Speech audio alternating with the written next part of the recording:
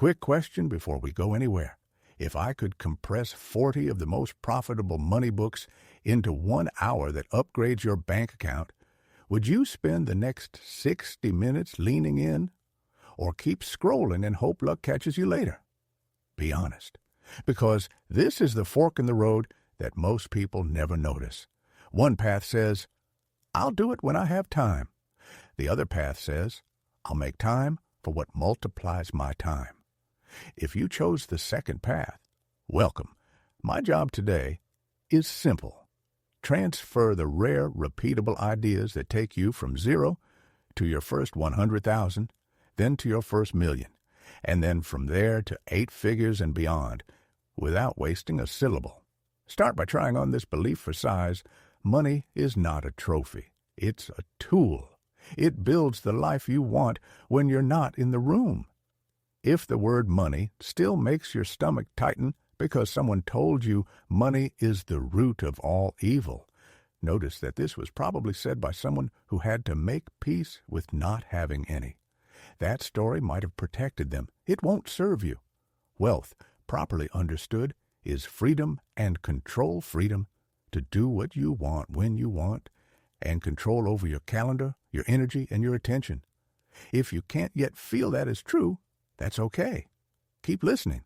You'll feel the shift as we go. Here's a lens that will pay you for life. Wealth is what you don't see. The most expensive car is the one not purchased, the diamond you don't buy, the renovation you delay, the business class upgrade you walk past, the quiet decision to let assets compound while everyone else chases applause. Don't confuse loud with rich. Don't confuse display with durability. You will feel left out sometimes. Let that feeling pass. Being wealthy is often invisible until suddenly it isn't. Now, a second lens. Your brain and your bank balance are engaged in a constant tug-of-war. What wins are not wishes, but wins tiny ones you can string together. Humans don't think their way into confidence. We earn it by action. Every small victory changes your chemistry, your perception, and your appetite for the next win. It's why you must set goals you can hit this week, today, now. Stack those wins and your brain becomes addicted to progress. Fail to do that, and you'll become addicted to delay. Speaking of delay, there's something I need you to do before we get tactical. Burn your escape boats, not your cushion, not your emergency fund, your excuses. The soft guarantees that let you say, if this gets hard, I'll just go back to comfortable. Comfort is the quiet killer. Nothing grows in comfort but complacency. There's a reason legendary commanders removed the option to retreat. They forced focus. They built necessity. They turned I want to into I must. Take the same energy into your next 12 weeks. Stress will visit you along the way. Your brain will fog. Your breath will shorten. Your thoughts will scatter. When that happens, remember this. The vast fog that can blanket 7 city blocks comes from a tiny glass of water. Most stress is the vapor of unorganized thoughts. Put the tasks in a system, and the fog condenses into something you can drink. The muscle we're building is not the absence of stress. It's the alchemy of stress into movement. Here's how to pull the fog into a glass. Stop trusting your memory with your future. Your head is a factory, not a storage unit. Capture everything in one place you trust, not 100 apps. 1. A notes file, a small notebook, a simple task manager. Dump all the open loops, then sort them. What gets delegated? What gets done in 2 minutes and deleted from your mind? What gets scheduled? What gets killed? Do not keep new ideas in your head for more than 60 seconds. The mind you save will be your own. And this is the moment you design habits like a scientist instead of like a motivational speaker. Forget goals without systems. Build the system that makes the goal inevitable. Stack new habits onto old ones so you don't have to remember them. After I brush my teeth, I do 10 push-ups. After I make coffee, I read 2 pages. After I sit at my desk, I write 3 bullet points for my big task. Keep habits small enough to win when you're tired and busy. Rely on identity, not willpower. You're not trying to read more. You are a person who reads. You're not trying to invest. You are an investor. You'll act in accordance with who you think you are. Now that your internal machinery is warming up, pick a direction worth moving in. Most advice says, follow your passion. That's backwards. Passion is what happens after you get good. You rarely love the thing until the thing starts loving you back.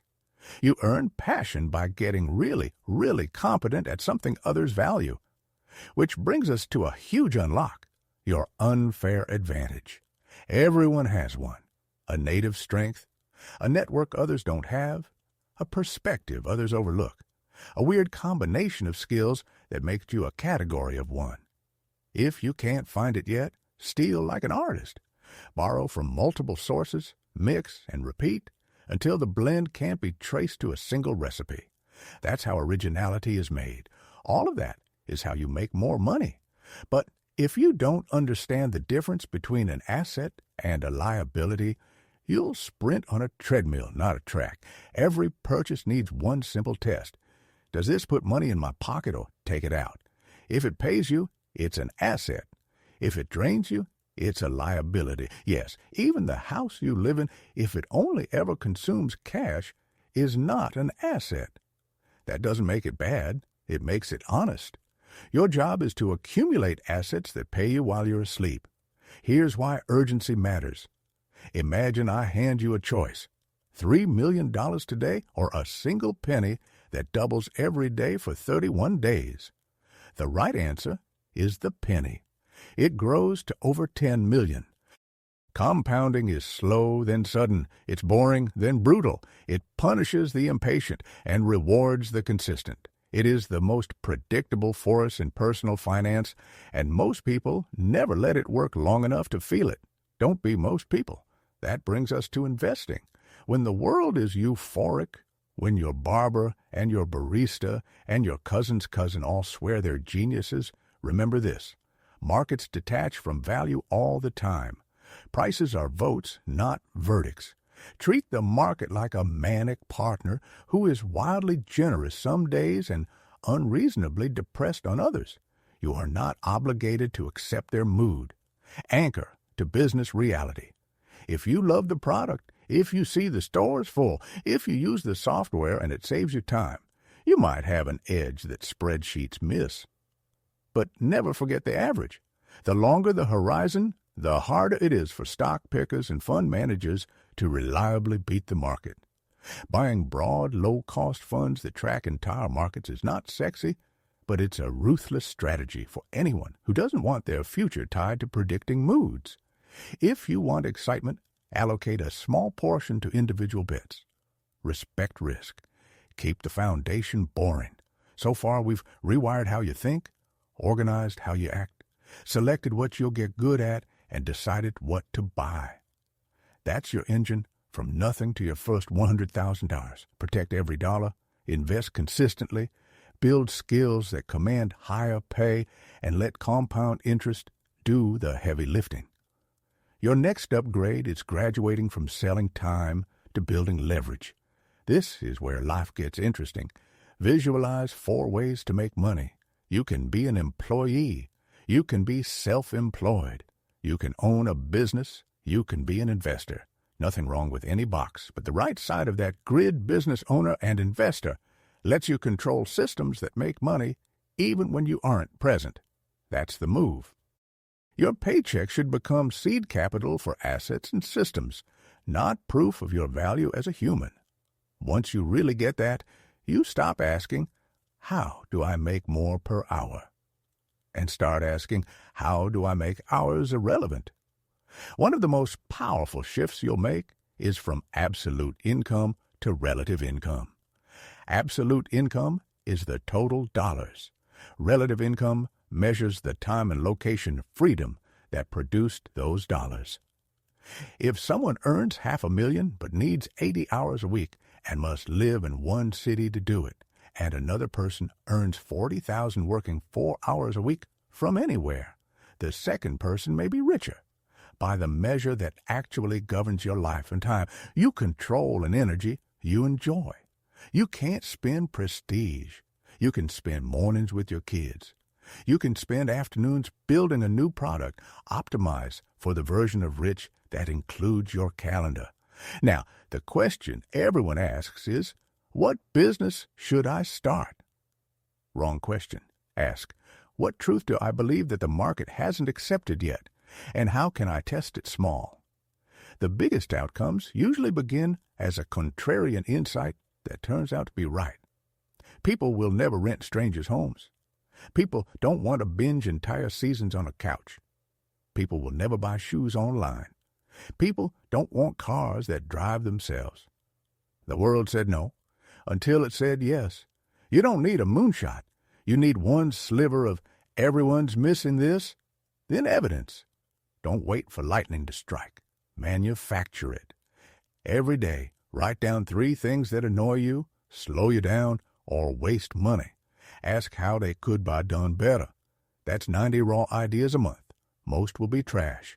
A few will be interesting. One might be gold. Share them. Stop treating ideas like crystal goblets. They're plastic cups. Their value is in execution, not secrecy. You win by building, measuring, and learning faster than the next person. Loop this. Make a minimum version. Show it to real people. Measure what they do. Learn what to change, and repeat. Be allergic to building in a cave. When you think about your market, think in colors. Most entrepreneurs race into red ocean's bloody waters where everyone fights on price, features, and noise.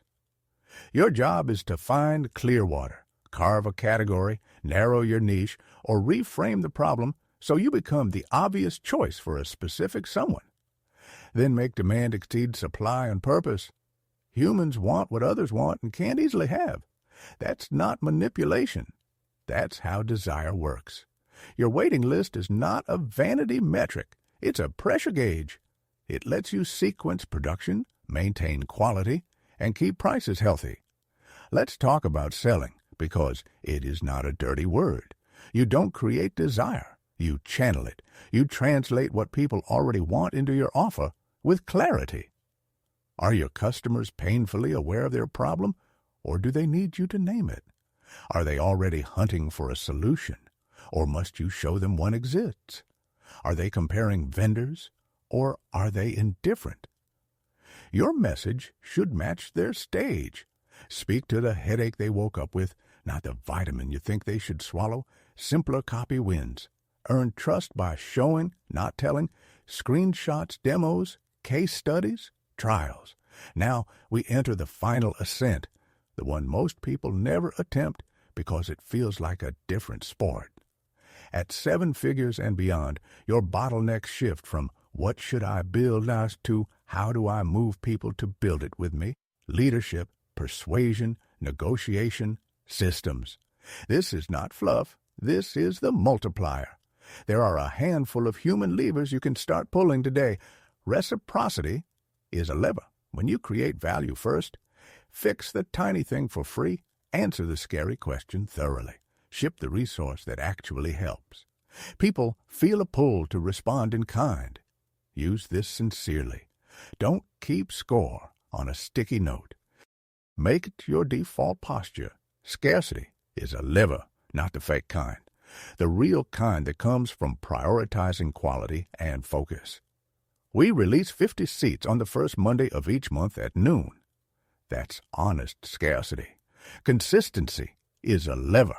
When you ask someone to make a small public commitment, they are more likely to stay aligned. Reply yes if you'll send me the draft by Friday. Yes, people want to be who they say they are. Social proof, authority, liking. You know these words. Implement them, layer them, they stack.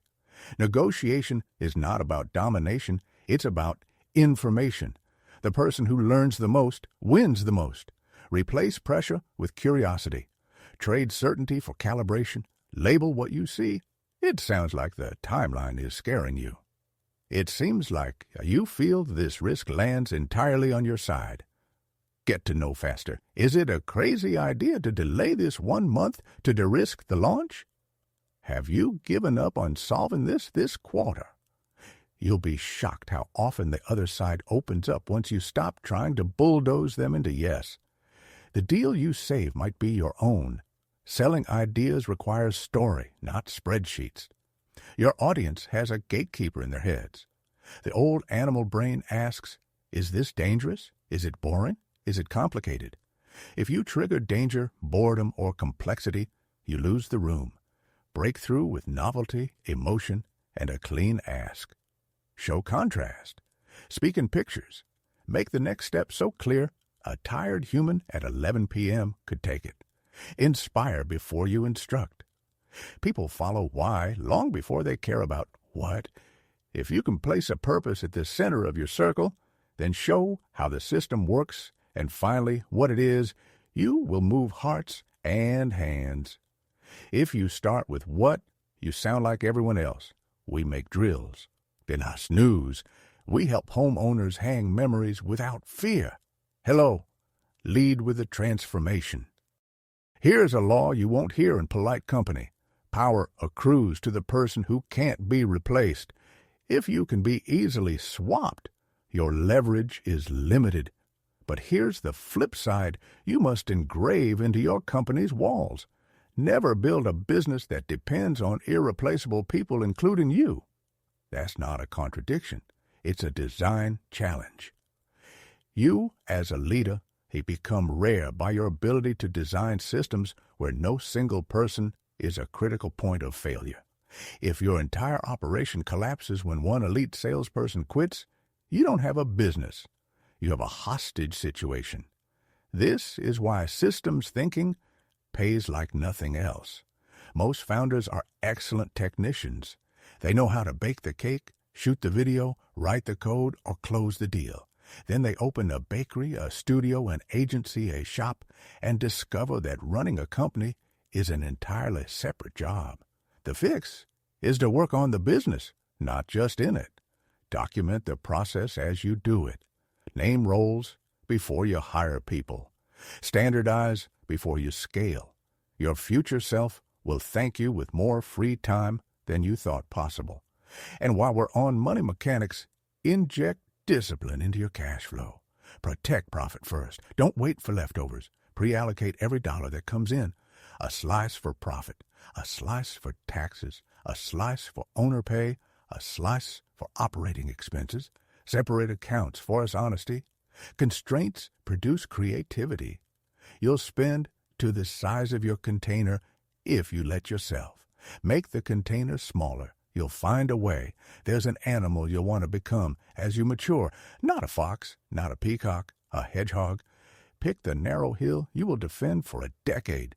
Become so good at one intersection of desire, skill, and economics that you roll up when predators approach and they break their teeth on your focus.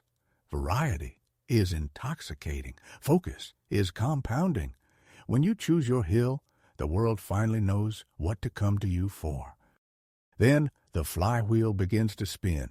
At first you shove and nothing seems to move. One day it feels lighter. Then suddenly it carries you. That's what discipline buys you. Momentum you no longer have to brute force every single day. You'll hear plenty of noise about cycles, crises, empires rising and falling. It is wise to understand the tides. It is foolish to blame them for your unbuilt boat. History moves in seasons, periods of stability, awakening, unraveling, and conflict.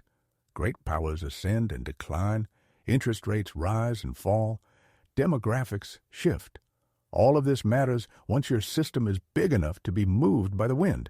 Before that, it's a distraction. Keep 90% of your attention on what you can control: value creation, cash flow, retention, relationships, and relentless improvement. Spend the other 10% learning the map. Just don't let headlines become your strategy. Let's turn all of this into behavior you can use today. You will be tempted to nod and then do nothing. Resist that. Instead, pick a small commitment and make it real in the next 3 minutes. Here are a few options. Write a one-sentence money mission. I buy assets that pay me and fund freedom, open a low-cost index fund account, and automate a tiny weekly investment, even $10. Build your first skill stack list. 3 skills you will combine over the next 6 months. Design 1 habit stack. After my morning coffee, I will read 2 pages. Start an idea log and write 3 annoyances now. Capture every task that's haunting you into 1 list and pick the next physical action on the top 3. If you get stuck choosing, flip a coin. Action is your teacher. Motion is your momentum. As you make your first 10,000, then 50,000, then 100,000, the game will feel slower than you want and faster than you expect. You'll crave breakthroughs. What you actually need are better baselines. Baseline savings rate, baseline investment automation, baseline daily output in your craft, baseline lead flow if you run a business, baseline sleep and exercise so you don't sabotage all of it with a tired brain. Glamour is expensive. Boring is profitable. When you cross into multiple 6 figures and aim for 7, treat distribution like a co-founder. You can build a brilliant product that dies in a quiet corner of the internet because no one knew it existed. Bake channels into your plan early. Partnerships, affiliates, search, social, email, community. Choose 2. Go deep. Be the person who shows up every day with something useful to say. Eventually, your customers will sell each other on your behalf. When you aim for 8 figures, think in constraints and levers. The constraint might be hiring speed, production capacity, cash conversion cycle, or lead quality. The lever might be 1 upstream relationship, 1 systemized referral engine, 1 scheduling tweak that frees up 10 hours a week for your highest paid brain to think. Do fewer things, harder and better. Your margins will thank you. Your team will thank you. Your sanity will thank you. A few stories to lock this in. A broke graduate wanted to get into tech, but had no coding background. He stacked 3 skills no one cared about in isolation: documenting processes, customer empathy, and clear writing. He made onboarding guides for SaaS tools and published them for free. In 6 months, he had a portfolio. In 9, he ran implementation for 3 startups.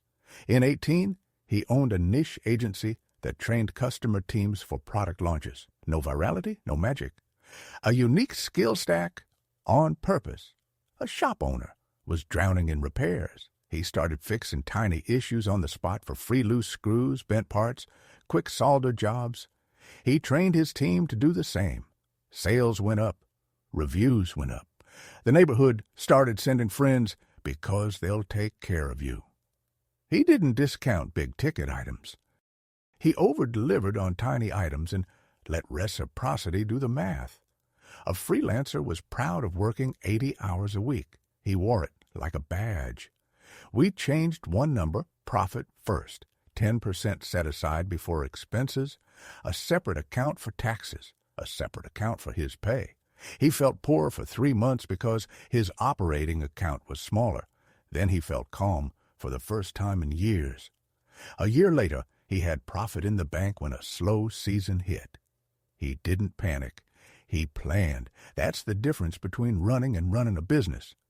Now, I'm going to give you a 1-page operating system you can loop for the rest of the year. On Sunday night, write your 3 outcomes for the week. They must be outcomes, not activities. Publish the landing page. Record 2 modules. Ship the client update. Under each outcome, list only the next physical action, not work on course. Write outline for lesson 1. Schedule the actions. Protect 2 hours a day for deep work. Put your phone in another room. Close your door. When your brain protests, label it, breathe, and do the first minute. At the end of each day, write a 2-line log. What moved the needle? What blocked it? Friday, review the week. Keep what worked. Kill what didn't. Start the next loop. 12 of these loops make a year with urgency. At the end of each 12-week cycle, rest for a long weekend. Think, prune, celebrate one number that got better. You don't need more information after today. You need repetition. Repeat the decision to be an investor, not a consumer. Repeat the habit of reading 2 pages. Repeat the boring transfer to your asset account.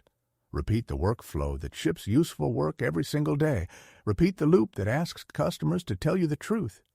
Repeat the calibration that tightens your message. Repeat the kindness that builds your network.